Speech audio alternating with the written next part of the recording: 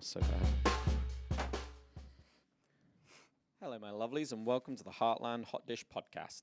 This is where we come to the table and rediscover the connection and meaning to our food and culinary treasures of the Great Lakes region. Join us as we discover the traditions and stories woven into the fabric of the Heartland cuisine, from the iconic dishes that define the Midwest to the hidden gems waiting to be discovered. We'll take you on a mouth-watering journey through the diverse culinary landscape of the Great Lakes area. Get ready to indulge your senses and ignite your appetite as we explore the rich tapestry of flavors that make up the Heartland Hot Dish. All right, so we're going to be hitting the popcorn corn belt. I love it. So today we're going to delve into all things popcorny. When I came to Michigan, first of all, you would hear about Gerhardt's all the time. Marcy, get us kicked off with what we're going to be talking about today. Sounds good, Kieron. Yeah, let's pop around. Some. Oh, there's going to be so many of these today. let's pop around some thoughts and some facts about popcorn, right? Because who doesn't love this treat? It's my son loves it and cannot have it because he has braces in right now, and he's very sad. Yeah, and I remember going through that myself when I was probably his age, having braces and not being able to have popcorn, which was really disappointing because it was something, as like a lot of people, I grew up with it, of course, eating it at movies, and we had microwave popcorn when I was growing up. That's a weird smell. Daniel, that's an odd smell. Microwave popcorn? Oh, my oldest, who is my foodie child. The other one that can't have popcorn right now is the guy that doesn't like anything, who'll only eat 5 or 4 things.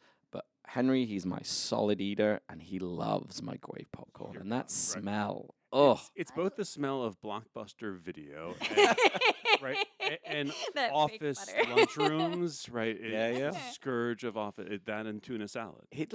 Oh my God, yes, tuna salad. It feels like tuna salad but to also, me. right, it's like a knife to my heart. Right, you work in a kitchen, so you've probably never done the office situation where somebody burns a bag of microwave popcorn, right? Because that. Oh, the burning is terrible. That scorched smell. Yes, I agree. My hope is that today we will encourage and inspire anyone who's listening to walk away from microwave popcorn entirely. Henry, listen in. Really their own, right? We do have other options now, but for me it is a little bit more nostalgic, as with a lot of things, in regards to food. My dad often cooked and prepared snacks, and I remember microwave popcorn was one of those things, and he had this whole process for it where he would melt the butter separately, he would dump it in the bag and shake it around and put it in a bowl and add the salt, and so of course this became one of my favorite things growing up as well. And then associating that with the outings of going to the movies as a family, of course, that was always a big thing, and sharing the box of popcorn and passing it back and forth. It was always just something very, very special for us. And see, all I had was candy corn. There was no regular popcorn back home. I don't feel like, and we were sugar and no salt, and it drives my wife insane at this point because whenever we do movies at home, I have to have a separate popcorn with melted butter and sugar sprinkled on top, and not salt. No salt. Salt is not my friend. And I think that's going to be an interesting thing as we get into the Garretts of Chicago, because because there's that sugar salt thing, and there's this whole issue of kettle corn, which I don't even know if we're going to discuss. Ooh, I know this whole issue. Kettle corn is my happy place. No, I feel like we could talk about there's so much to popcorn. Yeah, I back home in the UK at least, it was. I think you thought of it as a sweet treat, so it was always a sweet treat. It wasn't something savory. It wasn't really movie related. By all means, it was at the movies, but it was your sweet treat at home, and it was never a salty thing. But when you say candy corn, right? You're not. Oh, talking I about mean the, both. You're not talking about the Halloween style. No. Because anyone here who is listening will hear you eat candy corn with the movies. You're thinking, oh, you've raided somebody's Halloween stash, and you're eating these little. Right. Sadly, no. And also, one of my kids loved that too. You're talking about candied corn, right? And we would do it where we would do the baking soda in there, so it was like a crunchy bar, like honeycomb. So we would make like honeycomb caramel that would get poured over the popcorn. Interesting. Well, and I don't know how Garrett's actually does theirs in Chicago. They use copper kettles for their popcorn. Okay. Yeah, they do. I wonder if they put baking soda in it. I wonder too, because it does have a little bit of a crunch. That froth to it. Yeah. If they don't, they probably they did at some point in that world, because I feel like that was a norm back home for where it is. Okay, sorry, I'm diverging quickly. Okay. No, we're just doing popcorn this style, is as you all- told us this to is earlier. all really, really good stuff, because sugar, people don't often think about sugar as being associated with popcorn as far back as when people were enjoying it, even in like the 18th century, but it was often sweetened. Yep. Even in the 1700s, when European farmers were eating it and they were using cast iron kettles to cook popcorn, sugar was often added to it along with Heck yeah, it was. butter and salt and whatever else they were putting in there. But what the beauty of popcorn is, that you can add all these different things to it because of, like the nature of the popcorn itself. And what happens is, so popcorn is one of 4 styles of corn, right? You have dent corn, you have sweet corn, you have flint corn, and then popcorn is the style of flint corn. Yep. And so it's its own thing. And so I think a lot of people think like any kind of corn can be popped. Well, not necessarily. I've tried. Is that But lots of other things can be popped. Oh, yeah, yeah. We're talking we about could this, go down right, that route. like sorghum, pop sorghum as well. Yeah, absolutely. Well, like different grains, right? Because it is a whole grain. Yep. And it has a germ, an endosperm, and a hull. And the hull and the popcorn just happens to be the perfect thickness to burst open and explode.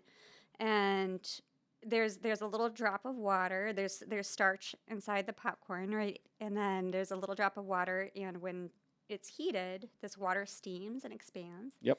The starch becomes gelatinous, and that's the white part that then explodes out of the hull and creates this flour with all these beautiful little crevices where you can then fill those crevices with sugar, butter, seasoning, ranch powder, ranch nacho powder, seasoning, cheese powder, whatever, chocolate, caramel, whatever your heart desires. You still haven't hit on what I top popcorn with, which is nutritional yeast. Oh, see, olive oil, and nutritional yeast. See, everyone and their brother. There was something last night, even on a podcast, somebody was talking about that being their secret ingredient into something nutritional. Nutritional yeast. Nutritional yeast is a marvelous thing. But and I will also then can take in different directions, right? Like I will make a Korean style popcorn where I use gochujang and sesame oil. Oh.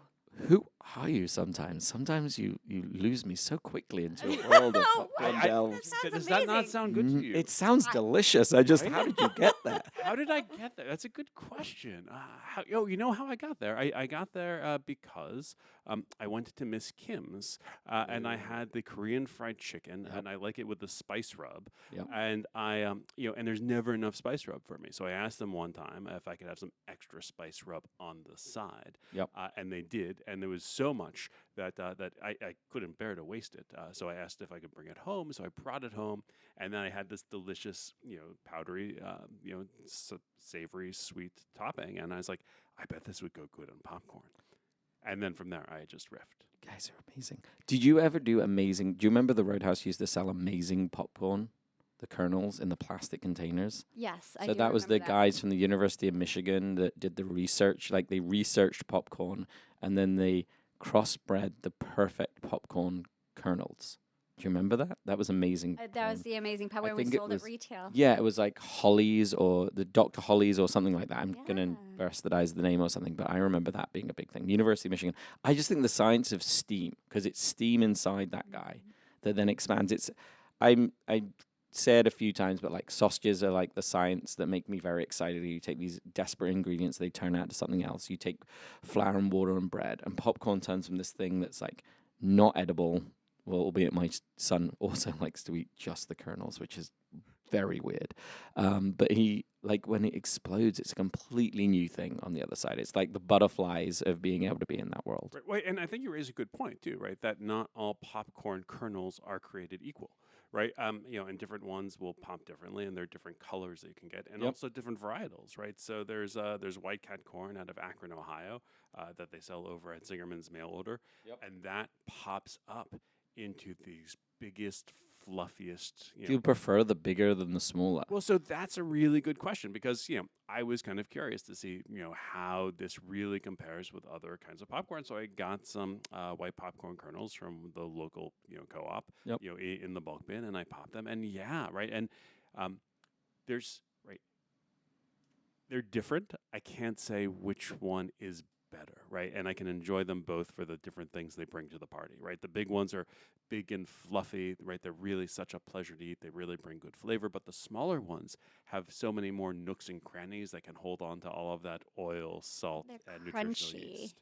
Yep. Like, do you like the crunch? And every Oh, I now do and then, like the crunch, yeah. yes. And every now and then, I like a little bit more crispy, crunchy to my popcorn. And there are certain brands I think of, even the bag popcorn, that offer that a little bit more than the big fluffier pieces. See, in our house, it's always been like the Amish mixed blend, where you've got like the red corn pieces, the simple white, and then you've also got the yellow in there. So you've got to have the trio. But I also like supporting these Midwestern growers, right? So at Zingerman's Deli, we recently brought in Meadowlark Farm and Mill, and they have a black popcorn. They're out in Ridgeway, Wisconsin. For sure. Right? And it's a sustainable, regenerative popcorn, right? And I think, there are some certain people when they start talking about corn, and people who are concerned about sustainability, their ears perk up a little bit because corn is one of those ingredients that can be challenging in America.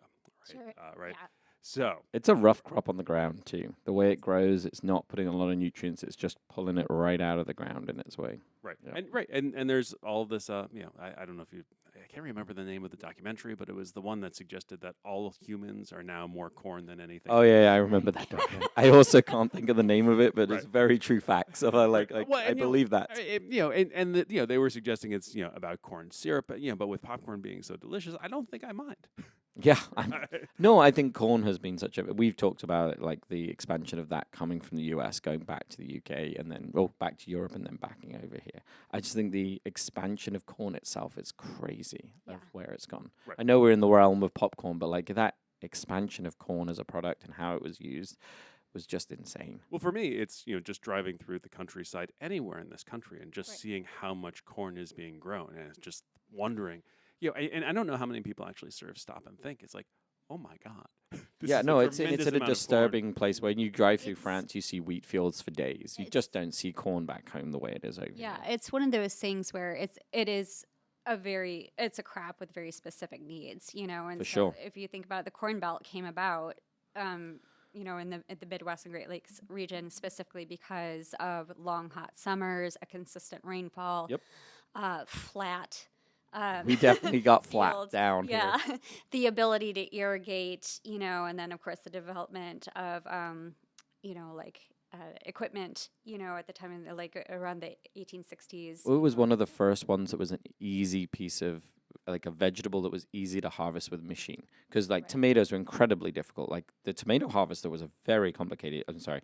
Now we're going to go to the Henry Ford Museum as a group and just look at the wonders of Yeah. farming equipment. These We're going to get back to machines. popcorn here. But no, but like tomatoes are really hard, but corn is pretty robust. It's easy to pull. Like the hard one was about how you would be able to get the corn itself to be able to harvest itself once you pulled it off. So dehusking, taking away the ribbons of what it is. Because each one of those, the strings, is how each kernel actually becomes a kernel. Because that's the tassel is literally how it becomes. It's connected to each an individual corn kernel, Yeah. which is just a crazy plant in the world. Have you seen the old ones, like the old versions of corn, like before they crossbred and we bred them all out? It's like 3 nubbies on a stick, and that's all that it really gets harvested. Yeah. It's the way that it can now be able to pull those into each one of the Well, kernels. way back, like hundreds of thousands of years ago, right? Corn just used to be a grass. Yeah. Right, with a Well, little good- sort of seed, Yeah. right? at the Tiny start, little kind of things. like what you're talking about. Yep. And I had was part of a CSA back when I was in upstate New York, and I was husking corn out on my porch one day, and I saw.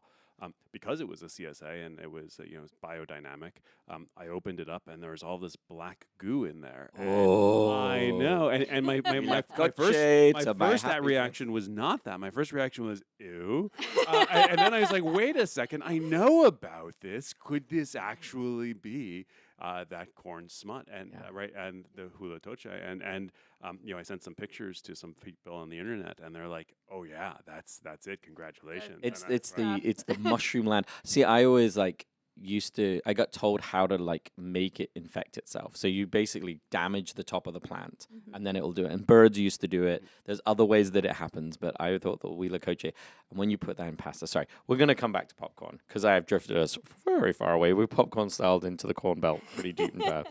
let's come back to And Marcy was talking about the Corn Belt, which also made me think about corn cereal and yeah. And that's a we chatted about that before you got here today about it being as a breakfast cereal. So it's just fascinating. as a brief mention, because it is very, very fascinating part of popcorn history.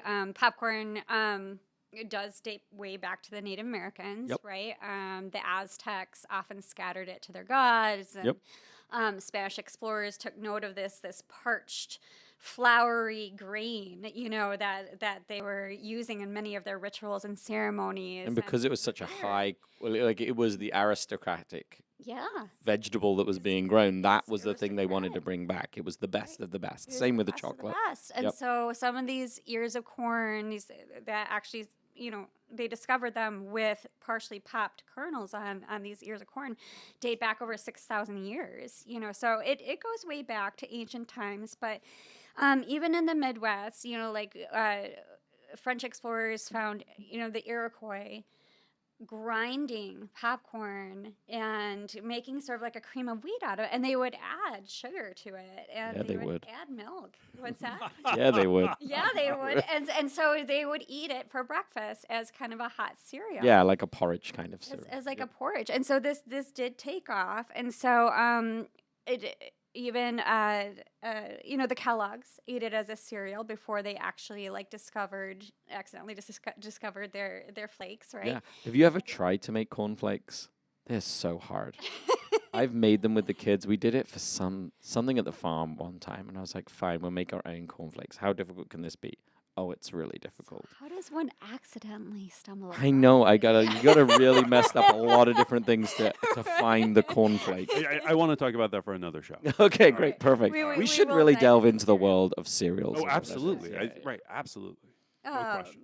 So it's just kind of fascinating. So when I first thought of this idea of like eating a popcorn as cereal, I'm literally picturing somebody taking like popcorn and dumping milk on it, and then it becomes soggy, and then they're eating it, which wasn't necessarily the case. They were kind of grinding it down, and that was the precursor to cereal then.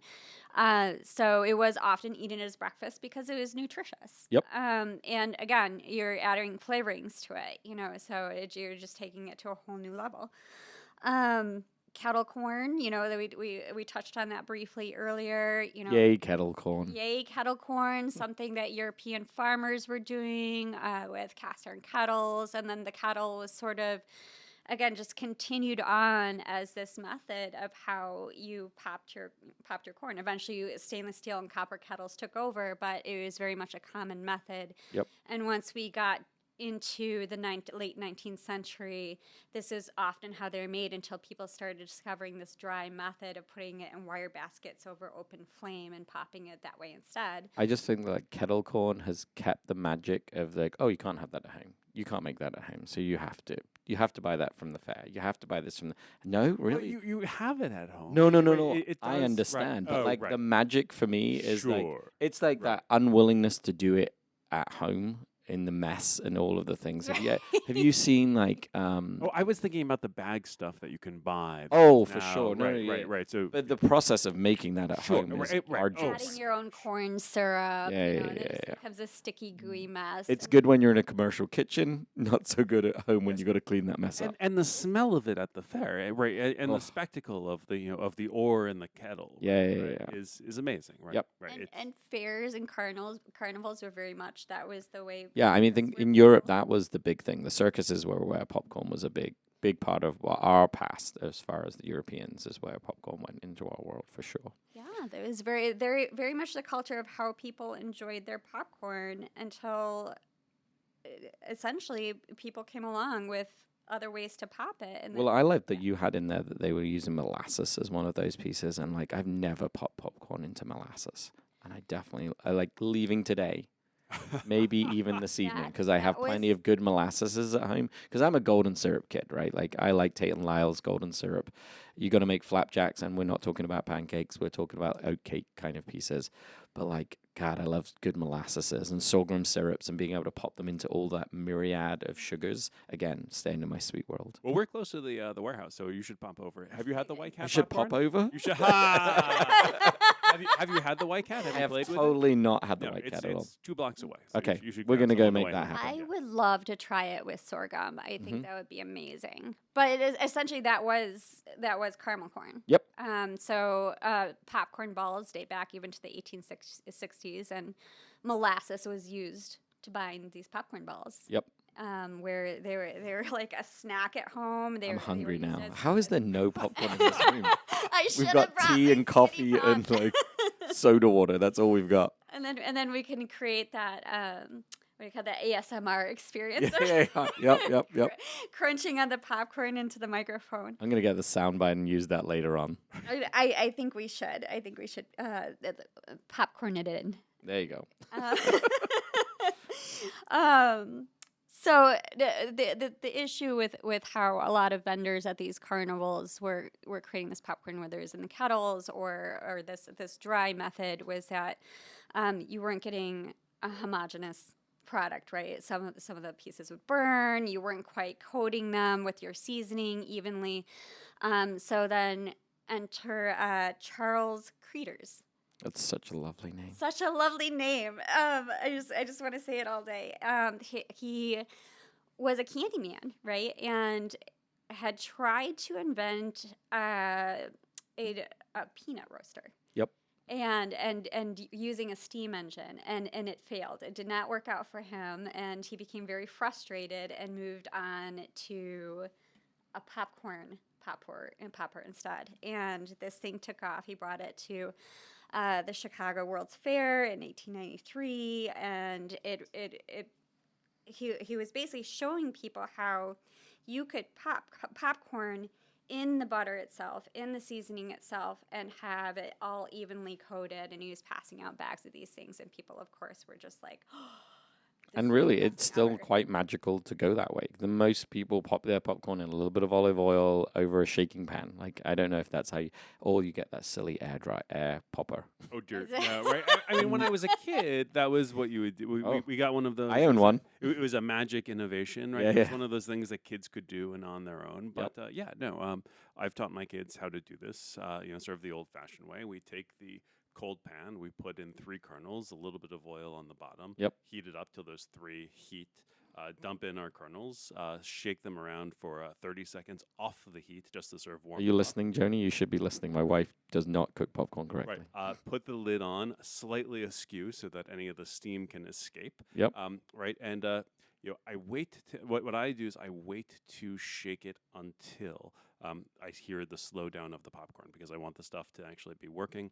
Once it starts slowing down to about like 1 pop every second, or like 3/4 of a second, I give it a good hard shake. It will start invigorating again, right? And it's a balance, right? To get all of the kernels popped and not. We'll know how many corn. to fit in your size pan. How many to fit in your yeah. size pan? It takes a few tries to dial it in, right? My wife will let them burn. Sure. She will shake it a little bit at the beginning, and then she's out out into the office, and she will, like, the bottom will be like, she loves that burnt Does she smell love and the taste. burnt? Oh yeah, Yeah. Right. But, super people bizarre. do, but Absolutely, I and like she is it in that that camp way. 100. but It is burnt popcorn on the stove is infinitely better than burnt popcorn in the microwave. In the microwave. Oh, dear Agreed. God. If I'm going to eat burnt popcorn, it has to be from the stove. But I like, she prefer burns not it to at so all. badly, and she burns it in like my really nice heavy duty stainless steel pan, which is, oh yeah, you're like, that makes sense. So it scorches the pan. Right, but we have a Whizzy Pop. We have the little guy with the handle, Oh, right, yeah. With the pan cake. just to do popcorn in. Does Yeah. she use that pan? No. She has to use my really nice stock pot pan every single time. And she burns it so it's black caked on. It takes like a couple of scrubs and soaks every popcorn experience to get that stuff Some up. barkeeper's friend. Yeah. I'm just amazed at how well she can burn popcorn onto the side of pans in that world. Sorry. Yeah. No, yeah. Joni, I love you, just not for my pans. So let me ask you guys this: Do you do the test with like the 2 or 3 kernels in the pot and let Yes. those go first before you add? 100%. Okay, all right. Every time. I feel like that's key. Yeah. I just want to know that I'm good to go. And then, like, for Daniel, I need to know how much to put in there. I'm the grams guy, and so I'm going to weigh it. I know what fits in my pan, what comfortable. And I don't want it full to the top. I want a reasonable, like, 3/4 full at the end of the day. Right. I can never remember these numbers in my head. I have them written down on a whiteboard on my refrigerator. I think it's 98 grams of Yeah, buddy, there he is. There, he's come home every time. Like, he pushes me away and then he brings me back home with his whiteboard of grams. No, but when you do that, I think it's magical. But when he did this, that ability to put all the things together, I don't think I ever do that on a regular basis. Like, where... And I don't do the seasoning in the oil usually at Yeah. home either. I season after. 100%. Well, I've got the fear of the burning of those things, and my experience of sauces. wanting them to be cooked separately. I mean, Yeah. if there's anything that like chefing has spoiled in my world, is that I know it's better to cook things separately and then bring them together when they're done right. And yes, there is blending of flavors that is important in steps, but like even when I cook like ratatouilles, I want to cook the things separately and then bring them back together. I don't want to cook them all together. It means it's not a happy place knowing that X and Y cook separately. So to put all those seasonings into that incredibly hot oil is kind of a terrifying place. I feel that, right? Because I've heard and I've seen other folks, do things like putting in garlic in the oil, or putting in chili peppers in the oil, or black peppercorns, and I understand how that adds flavor and how it distributes that flavor. The only one I'd be tempted to is the pressure can ones that they do with the bag. Have you seen that popcorn where you spin? Like you put the kernels in with a little bit of oil and seasoning. It's in like a sealed pressure cooker kind of thing. And then you turn it over the fire for a period of time. And then literally you put a giant Hessian bag on the other side and you tap it. And instantly all the kernels explode into the bag. Have you seen that? No. Really? No. Oh, we are going video time right now. Can you put a link in when we put this I will up so we can 100%. show that? It is like that is like the do-do-do. Okay, I want to do that. Right. Wildly dangerous. It's street food, and I have seen it many, many times, and every time you're like, yeah. On what street? Oh, it was in South Africa for sure. I had it in Madagascar. I had it in India. Like it's a thing. Right. It sounds like it might be illegal in the U.S. It should be. It's wildly dangerous. I mean, you're talking pressure. So it looks like a coffee urn kind of thing, but with a huge wing nut on the top to tie them in, and then you spin it. So it's got a little like hinge, and you spin it over the fire. Then you take it off. You put a Hessian bag on the end, and you literally whack a quick release, and all the kernels pop into the bag. Wow. Like from this, the size of like 2 fistful of corn to filling a giant Hessian bag in seconds. It is, I mean, talk about street food exciting. Like that should, but like not safe. No. Yeah. You're not getting a home version of this. You don't want to be downwind of this. You do not want to be downwind. But like, you've never seen that? Oh my God. I love that. Like that. Yeah. That's like the street food happy place of popcorn for me. Sorry. I'm diverting even more into this world. No, because like, speaking of street food, I think this is where I really start to fall in love with Creators and what he did and how innovative he was. And I want you guys to think about this when you go to the store and you buy a bag of Creators popcorn, and what this man did. So he moved his operation to Chicago. So Chicago, this is where Chicago really starts to become like Popcorn Central. Popcorn Central, for sure. And he became mobile with these machines by first attaching them to horse-drawn carriages, right? And then eventually used a Model T chassis on which to fix his popcorn. The power of corn. And now we're putting it in the engines. Yeah. And then eventually the steam engine was taken over by electricity. And so he really just, kept like creating all these new ways in which to enjoy popcorn and really like make it available to consumers. And right around the Great Depression, of course, it became a very, very popular, affordable snack. People who at the time were losing their fortunes could become a popcorn vendor and actually make a living that way, and then of course the movie theaters took it over. At first there was a lot of pushback over the mess. Did we ever see when it hit the movies? Like when did it become the movie treat? There must have been a time. It became the movie treat right around the turn of the century. Okay. And at first the movie theaters did not want that mess. Sure. I'm sure they don't want it today. Between the soda and the popcorn, of course, and again, it's a sugary treat at this time. So it's really like sticking to the floors. It's becoming, like really, really hard to clean it up. And so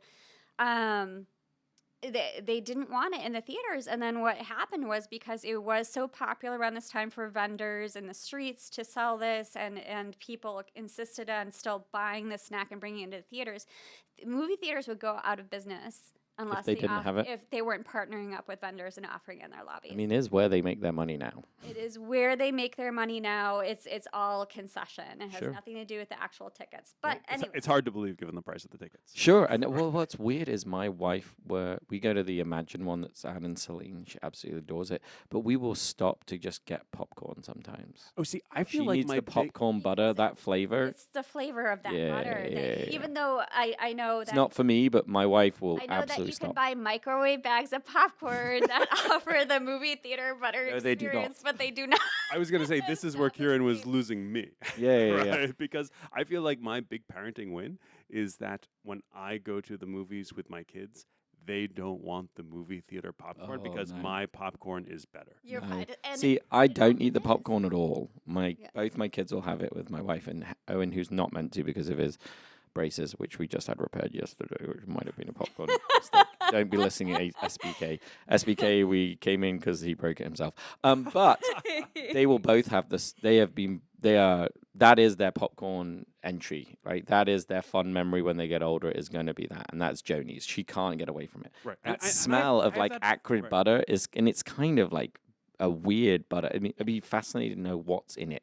And there's some places that still will use real butter, like Sure. some small independent movie theaters Yep. will do this. The place I fell in love with putting nutritional yeast on popcorn was a movie theater in San Very Francisco. cool. It was See, called- if people did that, if there were interesting flavors, we at the farm have done Point Reyes Blue, make a powdered blue cheese, Ooh. like an Oh, actual yeah. blue Yes. cheese powder, and we will use that. Delicious. Again, fresh butter that's like we've used the Vermont in our house before and not melted. Like we don't melt it all the way. Yeah, I'm a soft butter guy. Yes, you are. And so that when the kernels come out and they're white hot, and then you just drop them in, and then you get no butter, and then you get lots of butter. Like, Yes. that's a happy place for me. I know. So let's talk about flavors, because I know I would love to start talking about. We'll launch into Garrett's here and start talking about this. Garrett's, you're getting a very large mention in just a hot minute. So just to fast forward quickly, so we talked about creators and of course the Chicago World's Fair, and right around that time too, we had these German brothers who came. They immigrated to Chicago and brought with them their recipe for molasses popcorn. Yep. Right? And they were playing around with it around that time. They had been playing around since essentially the 1870s. With various toppings in their shop, and eventually, with the use of molasses and peanuts, invented what we now know as Cracker Jack. Weirdest thing. Weird in a box. Really? Still As weird. somebody who In a really box. likes the sweet. I love the sweet. I even like peanuts, and so Yeah. you're like, Kieron must be on board with this. I'm like, in a box. In It a does box. have a little cardboardy flavor. to it. Sure. And I was just, it's Americana. I mean, for us in the UK, I knew what Cracker Jacks were. Absolutely knew what they were. But it was like the novelty side of it only, not the real And taste. to be fair, that's how Creators is distributing theirs too, is all in these cardboard boxes, right? Yep.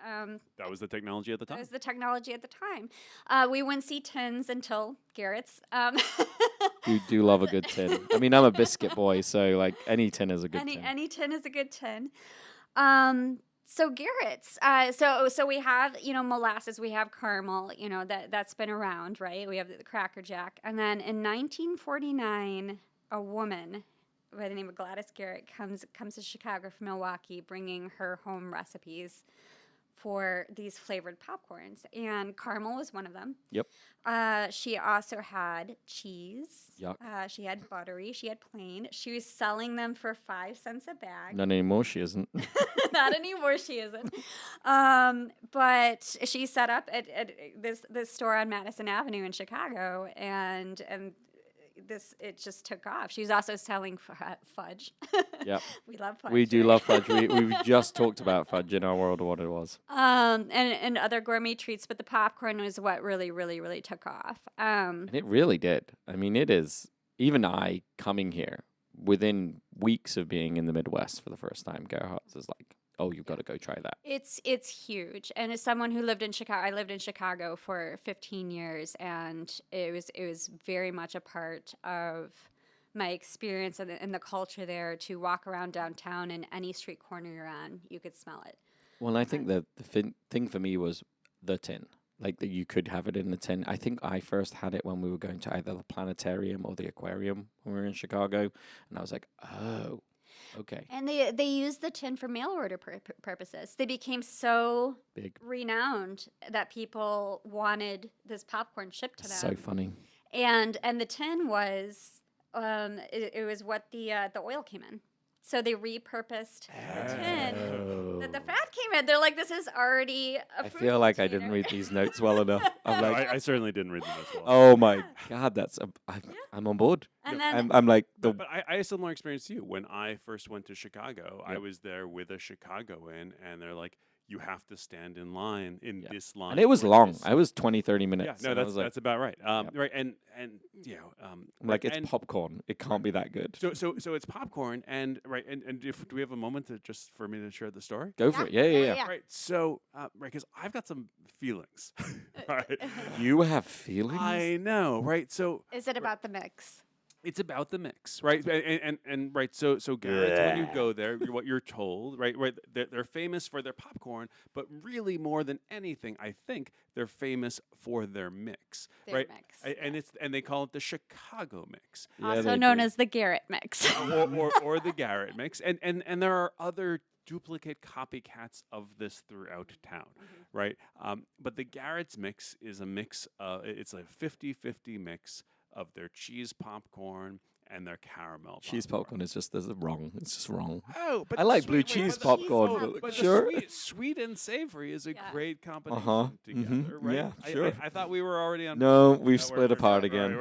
So really quick before, just to give you guys a brief history of this, decades after they set up shop, what Garrett's realized was that people were coming in, they were buying a bag of the cheese popcorn, they were buying a bag of the caramel corn, and then they were requesting a third empty bag in which to mix the two. Nice. I love it when the general public do the work for you. Yeah, and then by 1977, it was on the menu, right? This Clearly, these were not chefs. and the mix fundamentally, I don't have a problem with. I think the Do you mix. like the cheese? I think. Oh. Do you like the blend or you like the cheese? So, The right, cheese so- is just so weird. So I'm not right. down on Gerhardt's. I love it. I will absolutely, but the cheese is just weird for me. I'm less, love is a strong word for me, right? I think I appreciate it. I think I feel that it's You're very good at this right. diplomatic game. I am not over here. I feel like it's a thing that I want to have maybe once or twice a year. But the first time I had it, the thing that I was most struck by with the cheese popcorn was both its color, which on its own is bright and I striking. mean, it's like the Cheetos. yeah, it's like Cheetos, like the Right. puffy Cheetos. You're gonna get stained. But it's the stain. it's the stain. Do you think it's the same cheese as it is on Cheetos? No, I don't because I wonder- because I can eat a bag of Cheetos. It's been maybe a decade since I've had Cheetos, but I remember I could. We can eat- go get some Cheetos. I'm I- a Cheetos boy. Sure, but I believe you can eat Cheetos. Wipe your hands off, and your hands will be fine. Oh, you've not eaten enough Cheetos. Perhaps not. It's right.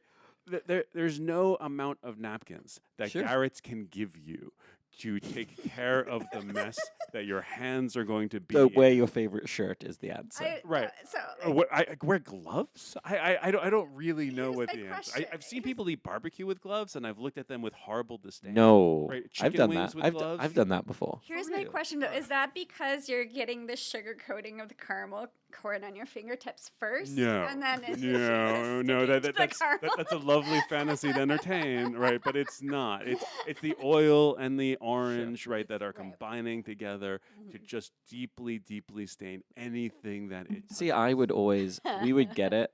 Oh, and when we've got it, it's not even past tense, but when we do, my wife will happily eat the cheese, happily, and I will pick out the sweet, and I'm like, and then you get the like, okay, that's cheese, but it's fine. I'm getting the sweet caramel corn. I'm that's very right. happy. So It's like a interestingly- couples right. thing where we're like, well, you can have this bit, I'll have Right. this bit. No, but interestingly, despite my feelings about the color of the cheese, I prefer the cheese over the caramel. Right, Oh. we're separating here. We have separated. And- feelings. right, but I do enjoy them together, and I believe for me, right?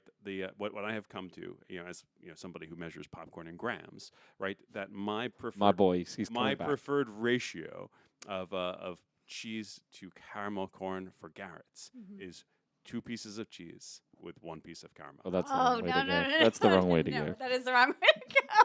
The caramel's just so sweet. It's so it is. It is. So sweet. It's so crunchy and sweet and delicious. So, admittedly, I do buy the craters when I go to the store, but I will buy, because you don't have to get the mix. You can buy them separately. Yep. I will buy them separately and then mix them, because I found that craters has too much cheese to caramel. Like, it's a much larger ratio of cheese to caramel. So I need to be able to buy them separately and mix them, so I have my equal amount of caramel pieces. How much do you think the tin is their thing? Because I feel like there's not a lot of popcorn out there that's in a tin. I'm sure there's lots of like fakers out there that do it, but competitors actually took on to the tin immediately after Garrett started shipping their tins, and so Topsy, one of their biggest competitors. No idea. Topsy, you have not done good enough to raise your level to this British man over here. But they also utilized the tin and actually were the first to start decorating the tins. So like the Christmas tins that we know with the snowflakes. Yeah. Well, I do it because of Christmas English biscuits. Like you would get those in the holidays, or the chocolates the same way. I just like Gerhardt's do a good job of that piece of what it is. I'm not shipping popcorn. I'm not right. So if I'm eating, I've shipped this before. If I'm eating the Garrett's popcorn, I'm only eating it there when it's fresh there in Chicago, and I'm also only getting the smallest bag possible. I would agree that I cannot buy any kind of large quantity of Gerhardt's. Like it's too much for me. It's too much. And I like the nutty caramel one that you get. Mm-hmm. Have you had the nutty caramel one? About the nutty caramel. Yeah. There's it's like the Cracker Jack, but so they add some peanuts. You can to get it. like cashew. Yeah. It has more than one nut in it. It's great. It's like nut caramel piece. I've had that before, and that's been so very good. good. Yeah. Well, that might help me cut the sweetness a little. No, and that might be that place for me. The cheese one is just, I think it's not my thing. Totally good. I like Cheetos, so you'd think I would be on board, but it's just, I want to know what's in it.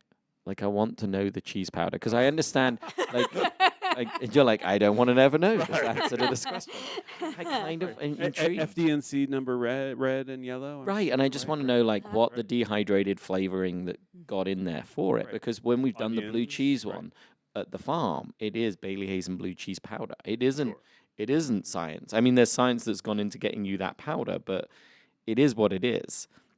And I think that like Gerhardt's, I just kind of intrigued like that. It's so pungently cheesy. Like they are not light on the seasoning either. Like you get clumps of that powder in there in a good way. You get clumps of caramel, so if you're getting clumps of caramel, like it pools around the edges of the kernel, so you're getting clumps of that powder too. And I'm sure the recipe's changed since the 1940s. For sure, absolutely. So. Which is why I appreciate that they sell it in these waxed bags, so that it doesn't actually leak through those bags. Like back in the 1940s, it must have been like Second World War dehydrated things. Like why it was an available thing back then, that they created something like the powdered eggs, but having powdered cheese. It was a way to add seasoning back into it. Makes sense, because that's what we were shipping to soldiers. Yeah. I'm just trying to think of like how you got there in that journey of powdered like flavors of that piece, because now you go in this. I mean, my kids love like when they're in the cinema and they've got the options of like the ranch powder, the garlic powder, the cheese and onion powder, like all the powders you can put on there. It's like potato chip central. Were you powdering your own Bailey Hazens, or were you getting that from someplace? No, got them from them. They would ship Jasper it. Hill. I don't know that they do it anymore. We did it for years. Yeah, it was really great. No, we got it for the Roadhouse. It was back pre-Coleman Farms when I was at the Roadhouse. I want it. It's one of my. Well, we would sprinkle it on top of our Blue Mac, which you don't order the Blue Mac at the Roadhouse. It's like the secret special.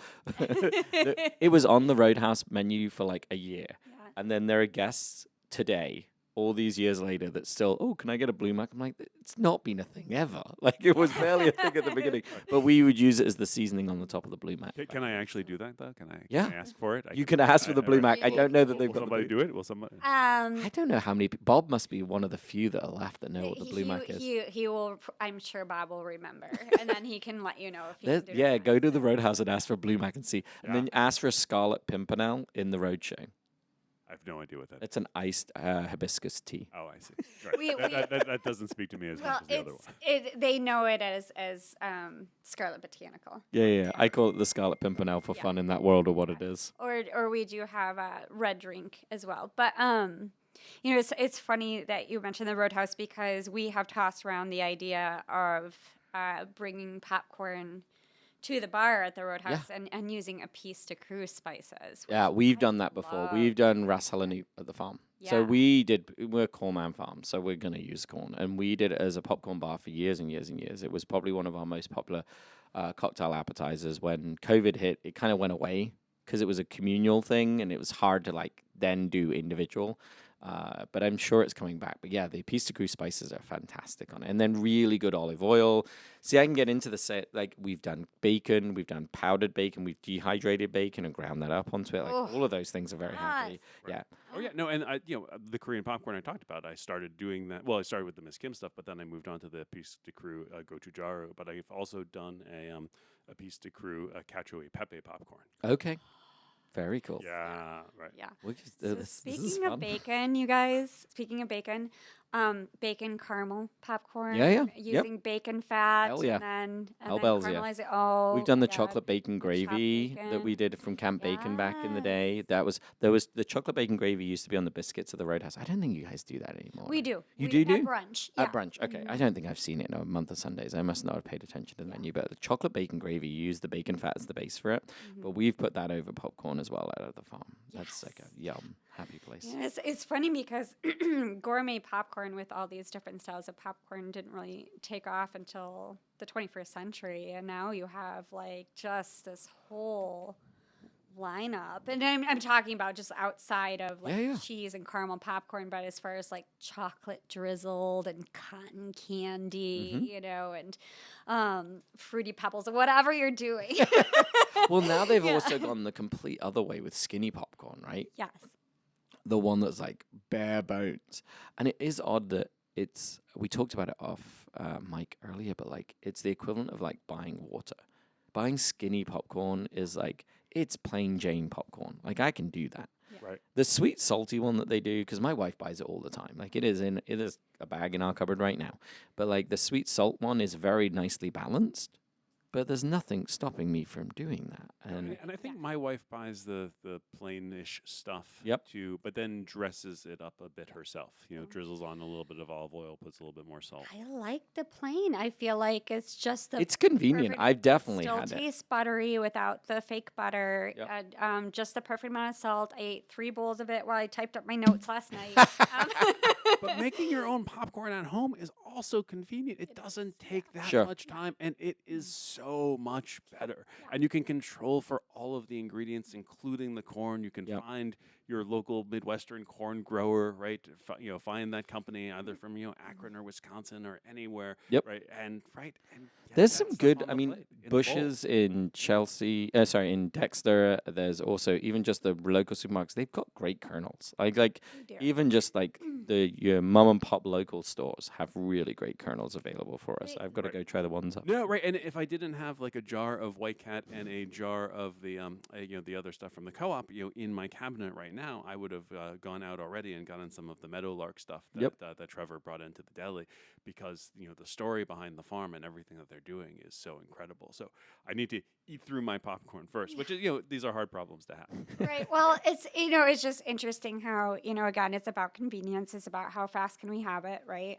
As a lot of things these days. And 5 minutes. It's 5 minutes. Literally, it's 2 minutes for a microwave. It's 5 minutes to do it on your stovetop, and it's just so worth the wait for the stovetop. 100%. No, and you can turn into lots of other things, and we take it and give it. I think the thing that why you still purchase it is probably because when I send my kids to school with popcorn, I don't put in the moisture suckers, the little silicone suckers, because it does deteriorate. When you cook it at home quickly, you don't have any ability of preservation with it, and so it's not something that keeps really well.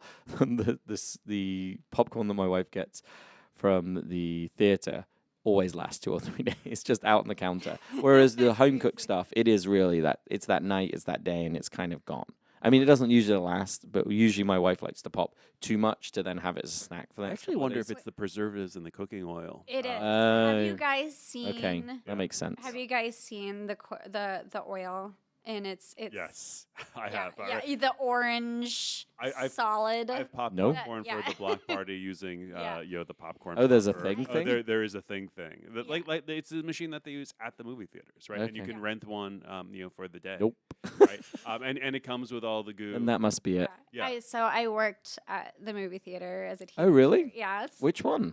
So it was an independent theater in Lansing. It's called the Odeon. Very And cool. was Is it still around? Nope. Oh. It was one screen, and we showed all the European independent movies. Love it. Yes, and so of course, while they were playing, I would go watch The Crack in the Door. Well, there's the old theater that's in Chelsea that's got a bunch of stores in it, and I look at it every day, and I was like, if I had the money, if I retired into it, I would just put the one screen in and just because honestly, it would just be fun. It would yeah. be. Because the adult, not for families, I think it would just be like the adult theater to go watch the stream of all of the Star Wars movies or all of the it would just be nice. You to could be have able your to own go. film festival every Yeah. 365 days a year. And then you could, Kieran, make all the concession. I and would make be a very happy as a ton of money concessions off cook. concession. Yeah. I'm there. Yeah. No, I think that their little hometown theaters in that place is a good place to be in. I hear you have a barn. I do have a barn. I bet There it, you I bet it could go. fit a screen. We have done the drive-in movie thing, which I adore in the United States. I think it's an amazing thing. It is so hard to pull off because you want to do it in the summer, but then the sunsets are so late. Yeah. None of it ever quite makes sense. There's maybe 2 weeks a year Right. that a drive-in movie actually makes sense time-wise and weather-wise and all of it. And that day it rains.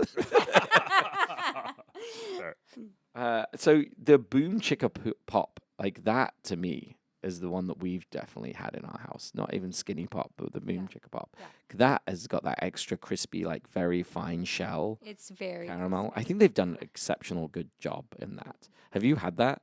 I have the bag popcorns. Just even the good ones. Right. I heard Marcy talk about gourmet popcorns and taking a deep breath. Right. It's right because I remember I remember the proliferation of shops that said that they were gourmet popcorns and they were coated with all The different chemical. colors of Sure. blues and raspberries and bubble gums. And I was like, I don't know exactly. We used to have the rainbow popcorn back Oh yeah, then. no, You've had rainbow all of popcorn. this stuff exists. Okay, you know, we've had the ones where whether the it kernels should are is- stained Right. colored. Oh right. And they were flavored differently. Right. So Wait, they'd make a batch of blue raspberry and strawberry and then they'd blend them back And together. believe it or not, colored popcorn goes back again to the 19th century. Typically red Yep. was the color of the street vendors' popcorn. So Make it it's stand not- out. Pay attention to me. Yeah. What I love is how red kernels pop up into white popcorn. Oh yeah. And Yes. it's just got that rougey color on the outside. It does. of Well, it. from the outside, you can, because when the kernels pop, Yep. right, the husks come onto the inside. They turn inside. Are you a out. kernel eater too? I have English teeth. I don't even right. get the option. Oh yeah. Occasionally, not the whole kernels, but if the kernels have cracked a little bit, Yeah. Partially broken. partially, right. You too, I- Marcy? Kernels? Yes. You both have very good teeth. Good at- for you guys. Yeah, no, only at the end. It only at the end, Right, and when that's there's nothing kinda else like, left. Right. Yeah, right. Where you Oh. are kind of getting the last little I bit. think my Henry and my wife go for them early. Oh, Yeah. it's That's like the popcorn of desperation. Right. Yeah, you're scrounging. I can go back in the kitchen and get you some more. Yeah. No, it's just it's. Yeah, because the movie is still playing. To me, it is the customary way, and then of course I am very polite about it. I remove myself from the room because then I'm like crunching on this stuff, and for people who don't like the sound of people. Yeah, the only downside for me about Crunching. eating popcorn with the nutritional yeast is when I'm done, I'm just like a filthy mess. Right. See, It's on your I've used fingers nutritional and- yeast yeah. in so many things, and I've not put on popcorn. That's definitely Pumpkin going. seeds. Oh my god, a pumpkin latte version of it. Roasted pumpkin seeds with nutritional yeast. Is Pumpkin what- seeds roasted in bacon fat with them. Yeah. Now I could get on board, and that's not too bougie because I like a pumpkin seed roasted in bacon Right. fat, and Right, we right, produce so much bacon fat at the farm. And nutritional yeast does serve that cheesy thing for me, Yep. kind of like the Garrett's piece, but without the texture. without the stains, right? Yeah. Well, it's those exactly. large. I'm guessing you've got those large flake pieces. It's a combination, right? It's Breaks down a little It bit. breaks down a little Yep. bit. You toss them, so you've got some larger flakes and some smaller ones that can get in the nooks and crannies, and it's a lot of nutritional yeast that I put on. And because I went over to my sister's apartment, and and she says, "Oh, I make a popcorn with olive oil and nutritional yeast," and I watched her doing it, and I was like, that's the olive oil that you put on, and not judging the olive oil, but it was just the amount. It was just like the barest drizzle, where I am just drown the thing. Drowning, not drown, but making sure. Are you an olive preferred to butter? So preferred is a strong word. Butter, I think the flavor of butter is incredible. If I buttered it to my heart's content, I feel like my cardiologist would not be. So this is the way that I can really enjoy it and make it feel in my mind like it's a health food. Well, they've made popcorn into the health food. Yeah. It definitely has drifted into that. Whereas for me, it was still disagrees. When I went in and I had a really high triglyceride count once, and she's like, "What? Have you been done anything?" I was like, "I've been eating a lot of popcorn lately." She's like, "Maybe you don't do that." Yeah, maybe just popcorn and none of the other things that come along with the game. Right. It's essential per serving, only 30 calories. Just saying. Yeah. That's without the olive oil. It's the gateway drug. With butter, it's 80. But with Kieron's butter, it's 120. It's interesting because they do sell bagged popcorn, like the olive oil bagged popcorn too. And they have like, I can't remember the brand name now, but they have like the red kernels and then the green kernels, and so on occasion when I want to feel better for about myself, then I'll buy the olive oil ones. They're smaller and crispier. They're not quite as big and fluffy as like the Skinny Pop, but it's kind of when you want to satisfy that crunchy, crispy snack. Well, hopefully we've satisfied everyone's crunchy snack from talking about popcorn for this. I didn't know we get that deep into it today. Yeah. Like, I thought this might be a quick, 30, 40 minutes. We are into our full hour now, guys. Nice. It's kind of impressive of just the three of us in popcorn land. I love it. As the Brit. Any burning last things from either of you? I know that lovely Daniel has pulled up the Gerhardt's website. What you got there, brother? Well, so you keep on saying Gerhardt's, and I believe it's Garrett's. Oh gosh, I know, but problems. I've definitely said that in public as well. I know. So this gives us a chance to correct the record before we go. I love these little those. They feature the tins, but there's only one tin, but there are two bags. Yeah, to me that says get those small bags. Yeah, the small bags are properly small, but there is enough. Like, they're not trying to get you to buy less from that world. But they price their small bags accordingly, right? So it's hard for me to buy the small bags because the value of the small bag is atrocious, really bad. Right. However, despite what I had to say, I hope I didn't dissuade anybody from going to Garrett's or trying the. It's well worth it. It's absolutely worth it. Just have some wet naps. With you, and know that they're not 5 cents a bag anymore. I wonder if they should add. Maybe they already have wet naps. That would be a win. See, I'd have a different experience. Yeah, just be prepared to find a public washroom and to wash your hands when you're done. Vigorously. Right. Don't wear anything particularly nice. Ask them for as many napkins as you can. If you're in my team and Team Savory, or I would say even Team Balanced, go for 2 parts cheese to 1 part. Nice.